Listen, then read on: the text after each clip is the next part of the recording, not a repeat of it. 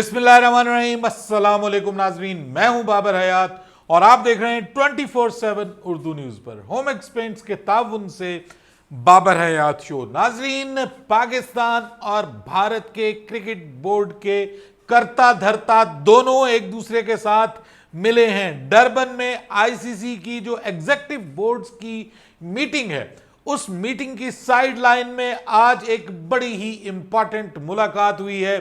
पाकिस्तान की जानिब से ज़का अशरफ और भारत की जानिब से जय शाह जो हैं, ये दोनों के दरमियान एक तवील मुलाकात हुई है। इस मुलाकात में क्या हुआ है, क्या डिस्कशन हुई है, क्या कोई अच्छी खबर आ रही है पाकिस्तान के वर्ल्ड कप में शिरकत को लेकर के, एशिया कप को लेकर के क्या डिस्कशन हुई है, मुकम्मल आपको अपडेट करने जा रहा हूं। इसके अलावा हम बात करेंगे कि दूसरी जानिब वर्ल्ड कप में अब जो पाकिस्तान के मैचेस हैं,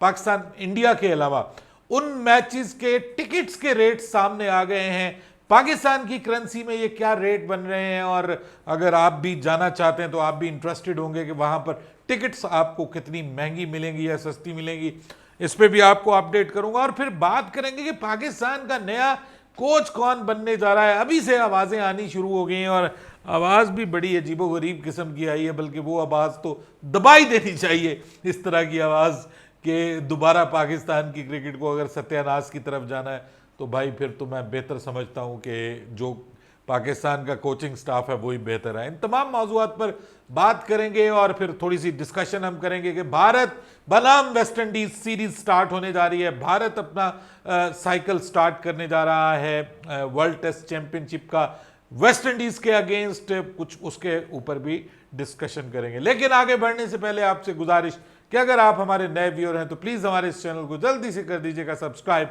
और बेल आइकन को पुश करना मत भूलिएगा। मुझे फॉलो कीजिए इंस्टाग्राम पे @बाबर हयात शो और हमारे पेज को फेसबुक पे लाइक कर लीजिएगा। तो जनाब, डरबन में मुलाकात हुई है जय शाह और ज़का अशरफ के दरमियान।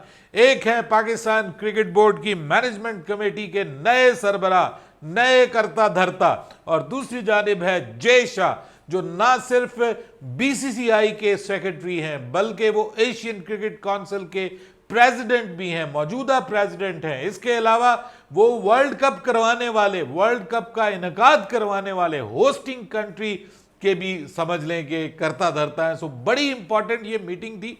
एक तरफ हम एहसान मजारी साहब की आवाजें सुन रहे हैं, आज भी उन्होंने पाकिस्तान के मीडिया के ऊपर बात की। ये अगर आपको नहीं पता तो मैं बता देता हूं कि ये एहसान मजारी साहब किस चीज का नाम है। ये एहसान मजारी साहब एक वजारत है पाकिस्तान में जिसको कहते हैं वजारत खेल व सूबाई बैनुस सूबाई राब्ता। ठीक है, इस खेल जो वजारत है उसके ये वजीर हैं, वफाकी वजीर हैं। पाकिस्तान पीपल्स पार्टी से if I am not wrong इनका ताल्लुक है और मजारी है, ऑब्वियसली उधर से ही ताल्लुक है, साउथ से इनका। और ये इनका सिर्फ एक काम है और कोई नहीं है कि जब इन्होंने समरी कोई जारी करनी होती है ना पीसीबी ने, तो तब इनकी वैल्यू शुरू होती है। अब कुदरती तौर पर ये एक कमेटी में शामिल हो गए हैं, वो कमेटी जो कि वज़ीर आज़म साहब ने बना दी है कि जो मिल के डिसाइड करेगी कि पाकिस्तान को भारत में जाना चाहिए या नहीं जाना चाहिए। बड़ी हाई प्रोफाइल कमेटी वो बनाई गई है। एक तरफ आज उनकी आवाज़ सुनाई दे रही थी कि वो जियो को आज उन्होंने इंटरव्यू दिया जिसमें उन्होंने कहा कि भारत की सारी टीमें पाकिस्तान आती हैं, भारत सिर्फ क्रिकेट की टीम पाकिस्तान क्यों नहीं भेजता, बाकी सब टीमें पाकिस्तान आ जाती हैं, कबड्डी भी आ जाती है, दूसरी टीमें भी आ जाती हैं, वॉलीबॉल की टीम भी आ जाती है। प्रॉब्लम यह है कि पाकिस्तान में भारत की क्रिकेट टीम नहीं आती। अच्छा, मैं ये पूछना चाह रहा हूं कि ये वो जुमला है जो बार बार हम सुन चुके हैं, इसका कोई फायदा हुआ है क्या इसके कहने से कि आप भारत की टीम पाकिस्तान आ जाएगी? नहीं आएगी सर। भारत की टीम उस वक्त तक नहीं आएगी जब तक भारतीय गवर्नमेंट उनको पाकिस्तान में आने के लिए नहीं कहेगी। और भारतीय गवर्नमेंट के साथ आपके ताल्लुकात हैं खराब और आपके भारत के साथ खराब है, भारत के आपके साथ खराब है, इसीलिए आप भी टाइम ले रहे हैं ना। आप क्यों भारत में जाने से इनकार कर रहे हैं जी, ये मुझे बताएं। आप भी इसी वजह से कर रहे हैं ना कि आपके और उनके ताल्लुकात ठीक नहीं है, नॉर्मलाइज्ड नहीं है ताल्लुकात, आपस में दोनों देशों के बीच में कोई अच्छे ताल्लुकात नहीं है, फिर नफरतें क्रिएट की गई हैं और ख़ासतौर पे इंडिया में तो वो पुरतशद्दुद हो जाती है नफरत। पाकिस्तान का आप नाम लें वहां पे आपको जनाब गालियां पड़नी शुरू हो जाएंगी पाकिस्तान के नाम पे। तो यहाँ पे तो उस तरह से गालियां नहीं पड़ती। पाकिस्तान के बहुत सारे लोग जो हैं वो यहाँ पर, मतलब यहाँ पर वो हालात है कि पाकिस्तान के क्रिकेट फैंस जो हैं वो विराट कोहली की टी शर्ट्स पहन के ग्राउंड में फिरते हैं, किसी को कुछ नहीं कहा जाता। लेकिन वहां पे अगर आप जरा बाबर आजम का नाम लें तो डंडे लेकर लोग आपके पीछे पड़ जाएंगे कि तुमने किस मखलूक का नाम ले लिया। तो ये जो सारी सिचुएशन है, गवर्नमेंट्स के बीच में भी आइडियल ताल्लुकात नहीं है। अब इन सारे मामलात में, इस सारे सिनेरियो के बीच में, जहां पे इधर खास तौर पे इधर जो मामलात, मतलब ये मैं पाकिस्तानी हूं, लेकिन ये इस तरह से पाकिस्तान को इस मामले को हैंडल नहीं करना चाहिए था। जो जंग लड़ी है ना जी अपने नजम सेठी ने, वहां तक वो ठीक थी। उसके बाद अब ये फिर नए सिरे से सारा मामला जो किया जा रहा है ये ठीक नहीं है।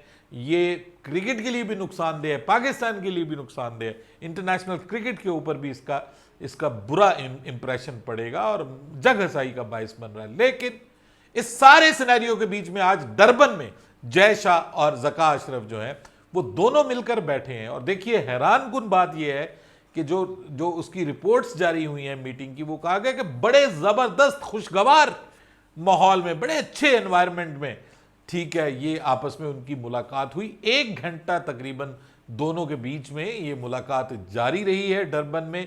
और दोनों ने बड़े ज़बरदस्त किस्म का ड्रेस किया हुआ था जी। और जय शाह तो वैसे भी काफ़ी यंग हैं अभी एज़ कम्पेयर टू हमारे चचा ज़का अशरफ के।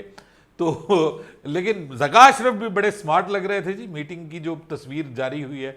और I like it, I like smiling faces, I like cricketing people decide about the cricket.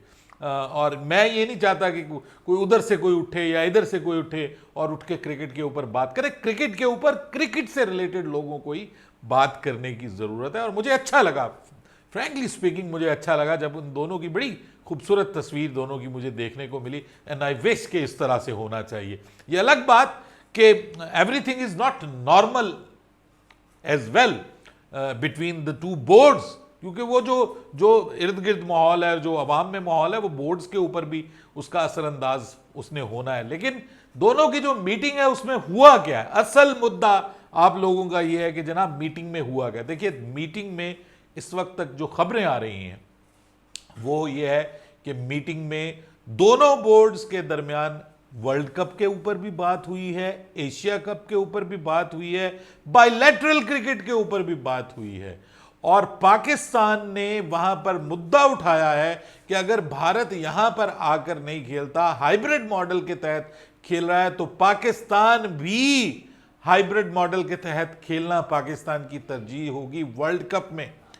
तो यहां पर यह बात की गई है कि यह मामला भारत के इख्तियार में नहीं है, ये आईसीसी अगर इस पे एग्री करता है, आईसीसी को प्रॉब्लम नहीं है, तो फिर ये बात की जा सकती है। लेकिन ये फिजिबल नहीं है कि पाकिस्तान को वर्ल्ड कप में हाइब्रिड जो है वो मॉडल किया जाए, क्योंकि यहाँ पर ग्रुप भी नहीं है ना।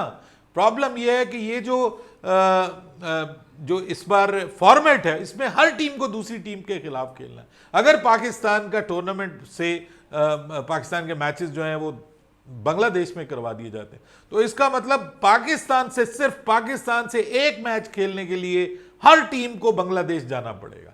और अगर पाकिस्तान फाइनल में पहुंच जाता है तो फाइनल होगा फिर ढाका में, ठीक है। और अगर पाकिस्तान फाइनल नहीं पहुंचता तो फाइनल होगा फिर जनाब अहमदाबाद में, ठीक है जी। और अगर पाकिस्तान सेमीफाइनल में पहुंचता है तो सेमीफाइनल होगा फिर मुंबई में, होगा या नहीं होगा, ठीक है, सेमीफाइनल, बल्कि सेमीफाइनल फिर ढाका में होगा। अगर पाकिस्तान नहीं पहुंचता सेमीफाइनल में तो वही सेमीफाइनल फिर मुंबई में और कलकत्ता में होगा। यार ये कोई चूचू का मुरब्बा थोड़ी है, ये फिजिबल ही नहीं है। ये सही कह रहा है जय शाह, बेचारा सही रो रहा है कि ये इस वक्त आके जब आपका शेड्यूल फाइनल हो गया है, शेड्यूल अनाउंस हो गया है, यहां पे आके ये बात करना मुनासिब नहीं है। पाकिस्तान को अब कम से कम इस वर्ल्ड कप के लिए जो चीजें डिसाइड हो गई हैं पाकिस्तान क्रिकेट बोर्ड और बीसीसीआई और आईसीसी द्वारा, पाकिस्तान क्रिकेट बोर्ड को अब उनको ऑनर करना चाहिए, और ये बिल्कुल दुरुस्त मुतालबा है बीसीसीआई का। और बहरहाल हमारे जो हैं इन्होंने बात की है कि जी बायलैटरल क्रिकेट भी होनी चाहिए। उन्होंने आगे से ऑब्वियसली यही कहा होगा कि जी बायलैटरल क्रिकेट तो हम उस वक्त तक नहीं खेल सकते जब तक हमारी गवर्नमेंट इजाज़त नहीं देती। गवर्नमेंट इजाज़त देगी तो हम बायलैटरल क्रिकेट भी खेल लेंगे। और फिलहाल आप ये तो खेलें, आप हमारे मुल्क में तो आए, आप कहते हैं कि आपने हमारे मुल्क में भी आकर नहीं खेलना, तो फिर किस तरह से बायलैटरल? एक तरफ आप बायलैटरल क्रिकेट की बात कर रहे हैं, दूसरी तरफ आपका वजीर कह रहा है कि हमने इंडिया में जाके वर्ल्ड कप खेलना ही नहीं है। तो इस सारी सिचुएशन में डिस्कशन हुई है और काफ़ी हौसला अफजा डिस्कशन हुई है।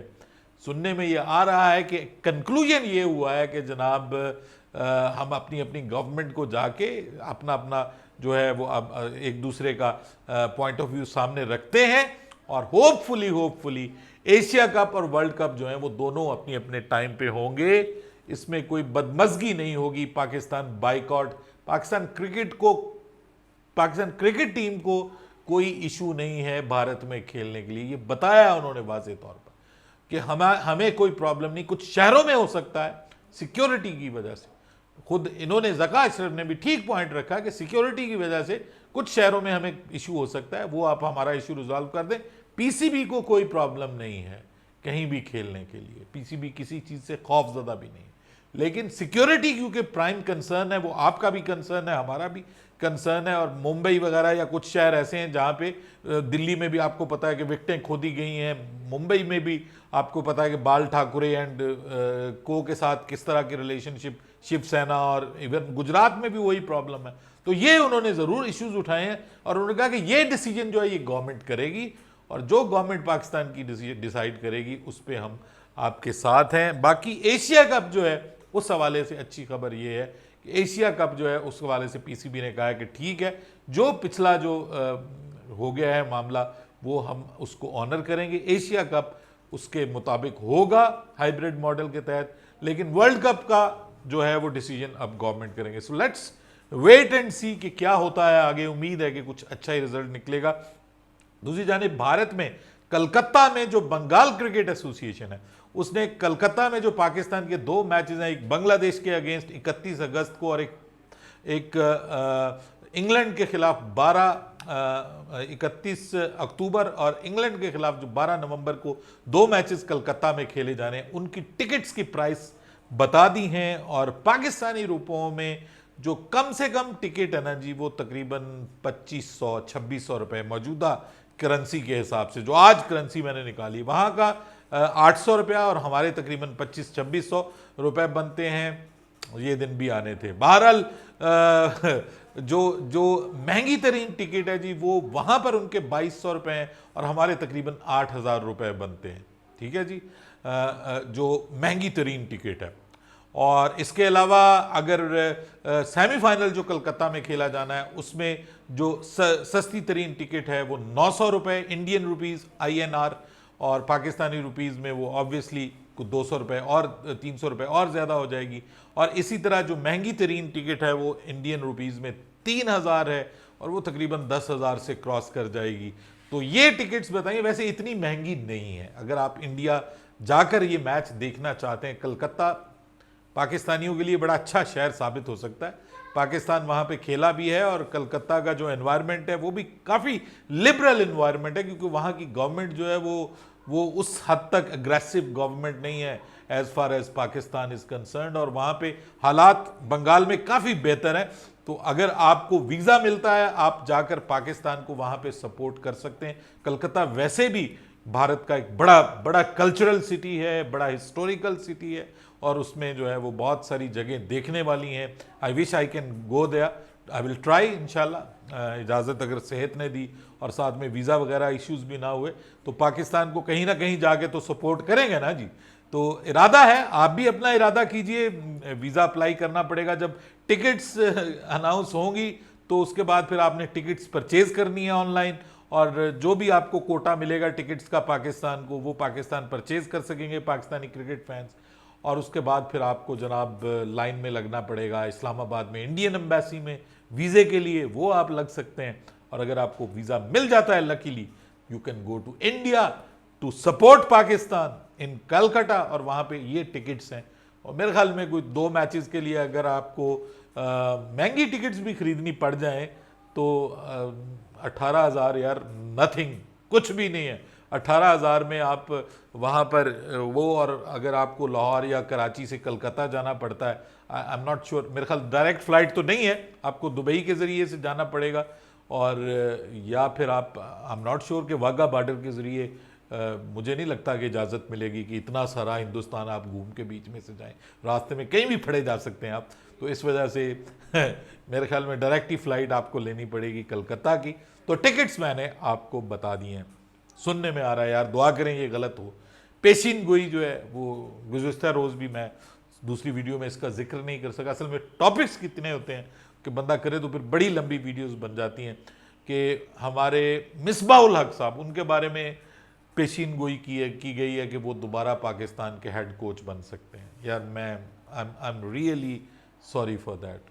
बहुत बुरा एक्सपीरियंस रहा है उनका बतौर कोच के, और मैं तो बिल्कुल हक में नहीं हूँ जी, पाकिस्तानी कोच के मैं बिल्कुल हक में नहीं हूँ।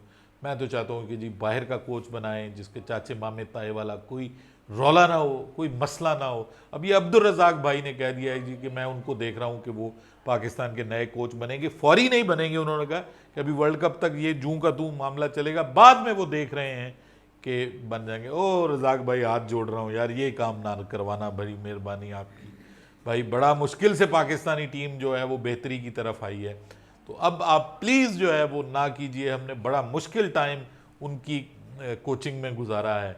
अच्छे काम भी है कुछ, लेकिन टीम हमारी बहुत डिक्लाइन की तरफ गई है, और जैसे ही उन्होंने जान छोड़ी हमारी टीम ऊपर की तरफ गई है। उसके बाद भी हमने जनाब 2 वर्ल्ड कप्स के, हम एक के सेमीफाइनल में और दूसरे के हम सेमीफाइनल और फिर फाइनल में पहुंचे हैं। तो पाकिस्तान टीम ऊपर की तरफ गई है। वनडे में भी इस वक्त हम दूसरे नंबर की टीम है, तो ये प्लीज़ मत कीजिएगा। टेस्ट में हालात बुरे हैं, लेकिन वो भी इंशाल्लाह उम्मीद है कि जिस तरह से पाकिस्तान इस वक्त श्रीलंका में, आज पाकिस्तान ने जैसे आगाज़ किया है प्रैक्टिस मैच का, मैं ज़्यादा होपफुल हूँ कि इस बार पाकिस्तान की टीम वहाँ भी अच्छा परफॉर्म करेगी। सो लेट्स सी क्या बनता है। बहरहाल हमारा मैच तो 16 को होना है ना जी, तो भारत और वेस्ट इंडीज़ का मैच जो है वो स्टार्ट होने जा रहा है जी कल, और पाकिस्तान के मेरी व्यक्त के मुताबिक आई थिंक सो 7 बजे ये मैच स्टार्ट हुआ करेगा, शाम 7 बजे। और भारत जो है वो नया तजुर्बा भी करने जा रहा है प्लेइंग 11 में। सुनने में आ रहा है कि यशस्वी जायसवाल जो हैं उनको डेब्यू करवाया जा रहा है। नया ओपनिंग पेयर जो है वो होगा, और नंबर 3 पे जो है वो शुभमन गिल के खेलने के चांसेस हैं। और आपको पता है कि ये एक डिफरेंट वो तैयारी कर रहे हैं, अपने यंगस्टर्स को मौका देने की कोशिश कर रहे हैं अगेंस्ट वेस्ट इंडीज़। कैसा परफॉर्म करती है भारतीय टीम देखना है। मुकाबला तो जो है ना वो बहुत बहुत बेहतर है इस वक्त भारतीय टीम। जो वेस्ट इंडीज़ की टीम है वो तो बहुत डाउन एंड आउट है, और मुझे नहीं लगता कि there would be any competition at all. बिल्कुल वन साइडेड होगा। हाँ, लेकिन मैं आपको अगेन बताऊं, वेस्ट इंडीज जो है ना वो अनप्रिडिक्टेबल है, thoroughly unpredictable. They can do wonders as well, but right now जो उनकी कंडीशन है, जिस तरह से वो हारे हैं वहाँ पर क्वालिफायर्स में, मुझे लगता है कि भारत के लिए जो है वो बहुत बड़े एक खुला मैदान पड़ा हुआ है। वो आसानी से उनको ये 2 टेस्ट मैचेस जीतने चाहिए और अपने वर्ल्ड टेस्ट चैंपियनशिप का बेहतरीन आगाज़ करना चाहिए। अपनी राय दीजिएगा कमेंट सेक्शन में। बाबर हयात को इजाज़त दीजिएगा। अल्लाह हाफ़िज़।